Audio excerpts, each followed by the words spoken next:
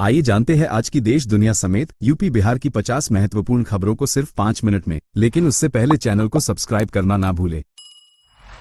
खत्म होगा SMS OTP का झंझट, दुनिया में आए नंबर वेरीफाई 2.0 तकनीक, वोडाफोन ने की शुरू। वोडाफोन इस पुराने तरीके को एक नई तकनीक से बदल रहा है।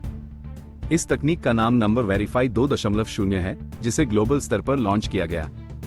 जर्मनी, नीदरलैंड और यूके में लॉन्च हो चुके इस सिस्टम की सबसे बड़ी खूबी है कि यह फोन पर आने वाले ओटीपी के झंझट को पूरी तरह से खत्म कर देगा। इस वजह से इसे हैक कर पाना पूरी तरह से नामुमकिन है। ये टेक्नोलॉजी एसएमएस पर आने वाले ओटीपी से इसलिए भी ज्यादा सुरक्षित है क्योंकि कई मामलों में हैकर्स आसानी से ओटीपी तक पहुंच बना लेते थे। ये बदलाव सिर्फ वोडाफोन द्वारा नहीं लाया गया है, बल्कि पूरी दुनिया की टेलीकॉम इंडस्ट्री इस ओर बढ़ रही। इस सर्विस को कंपनियां फिलहाल एंड्रॉयड फोन के लिए शुरू कर रही हैं और आने वाले समय में इसे आईफोन के लिए भी तैयार किया जाएगा। मेरठ के व्यापारियों को बड़ा झटका, एससी ने सेंट्रल मार्केट के 44 भवनों पर कार्रवाई बरकरार रखी। फैसले के बाद सेंट्रल मार्केट में मायूसी का माहौल देखने को मिला। पिछले करीब 3 महीने से धरने पर बैठी महिलाएं फैसले की जानकारी मिलते ही फूट फूट कर रो पड़ी। व्यापारियों का कहना है कि इस फैसले से हजारों लोगों की रोजी रोटी और भविष्य पर संकट खड़ा हो गया है। अब सभी की नजरें प्रशासन की अगली कार्रवाई पर टिकी हैं। दरअसल सेंट्रल मार्केट का विवाद केवल आवासीय भूखंडों के व्यावसायिक उपयोग तक सीमित नहीं है। आरोप है कि कई भवनों में स्वीकृत मानचित्र से अधिक निर्माण किया गया और सेटबैक यानी भवन के चारों ओर छोड़ी जाने वाली अनिवार्य खुली जगह का भी उल्लंघन किया गया। केजीएमयू हॉस्टल में नॉनवेज पर रोक, लखनऊ से उठा नया विवाद, सपा कांग्रेस ने सरकार को घेरा। यूनिवर्सिटी प्रबंधन ने अब हॉस्टल में शाकाहारी भोजन ही परोसा जाने का निर्देश दिया है, जिसके बाद कुछ छात्रों ने प्रतिक्रिया देते हुए इसे समानता के अधिकार के विपरीत बताया। जानकारी के मुताबिक केजीएमयू के वीसी के निर्देश पर छात्रावास में रहने वाले छात्र छात्राओं के लिए अब शाकाहारी भोजन ही परोसा जाएगा, जबकि कई छात्रों ने इस पर ऐतराज जताया है। मामले के सामने आने के बाद राजनीति भी इस पर गर्म हो गई है। विपक्षी दल इस पर निशाना साध रहे हैं।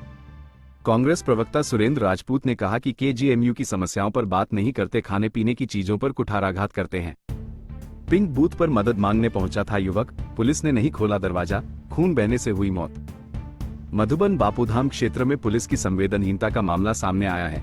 आरोप है कि मदद के लिए पिंक बूथ पहुंचे युवक के लिए अंदर मौजूद महिला पुलिसकर्मियों ने दरवाजा नहीं खोला। प्रत्यक्षदर्शियों के मुताबिक युवक काफी देर तक सड़क पर खून से लथपथ तड़पता रहा।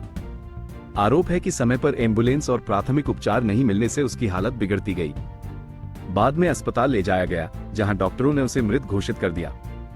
दिल्ली में मौत का गड्ढा, खेत में खेल रहे 2 मासूमों की डूबने से मौत, दर्ज। दिल्ली के अलीपुर थाना क्षेत्र के मुखमेलपुर गांव में शनिवार को एक दर्दनाक हादसे में 2 मासूम बच्चों की जान चली गई। पुलिस के मुताबिक शनिवार शाम करीब 4 बजे 3 बच्चे गांव के पीछे स्थित खेतों में खेलने गए थे। इसी दौरान 2 बच्चे पानी से भरे गहरे गड्ढे में गिर गए और डूबने लगे। उनके साथ मौजूद तीसरा बच्चा दौड़कर गांव पहुंचा और लोगों को हादसे की जानकारी दी। सूचना मिलते ही ग्रामीण मौके पर पहुंचे और करीब 8 लोगों ने मिलकर दोनों बच्चों को गड्ढे से बाहर निकाला। पुलिस की शुरुआती जांच में सामने आया है कि खेतों से अतिरिक्त बारिश का पानी निकालने और जमा करने के लिए ये गहरा गड्ढा बनाया गया था। आरोप है कि इसके आसपास न तो कोई घेराबंदी की गई थी और न ही किसी तरह का चेतावनी बोर्ड लगाया गया था। ऐसे में खेलते खेलते दोनों मासूम गड्ढे में गिर गए और ये दर्दनाक हादसा हो गया।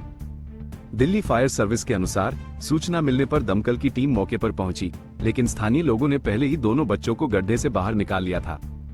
इसके बाद उन्हें कैट्स एम्बुलेंस से अस्पताल भेजा गया, जहां डॉक्टरों ने उन्हें मृत घोषित कर दिया। जमानत याचिका में 10 दिन की देरी पर इलाहाबाद हाईकोर्ट सख्त, यूपी सरकार पर लगाया 50,000 रुपए जुर्माना। जस्टिस अरुण कुमार सिंह देशवाल की पीठ दहेज मृत्यु के एक मामले में आरोपी सास ससुर की जमानत याचिका पर सुनवाई कर रही थी। हालांकि आदेश पारित करते समय हाईकोर्ट ने पुलिस अधिकारियों की कार्यप्रणाली पर गंभीर नाराजगी जताई।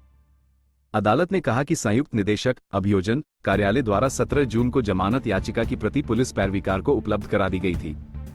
सुनवाई के दौरान एसएचओ ने छुट्टी और कांवड़ यात्रा की ड्यूटी का हवाला दिया, जबकि उपनिरीक्षक ने कम्युनिकेशन गैप का कारण बताया। 2 दिन से ज्यादा जीवित रहना मुश्किल हो सकता है। सोनम वांगचुक की भूख हड़ताल को लेकर याचिका पर दिल्ली एचसी का नोटिस। होर्मुज में भारतीय टैंकर नहीं बनेंगे निशाना। हमलों के बाद भारत की नई रणनीति, हर जहाज और नाविक पर रहेगी नजर। हाल के हमलों में भारतीय नाविकों की मौत और कई लोगों के घायल होने के बाद भारत सरकार ने स्थिति को गंभीरता से लिया। लगातार बढ़ते सुरक्षा जोखिम को देखते हुए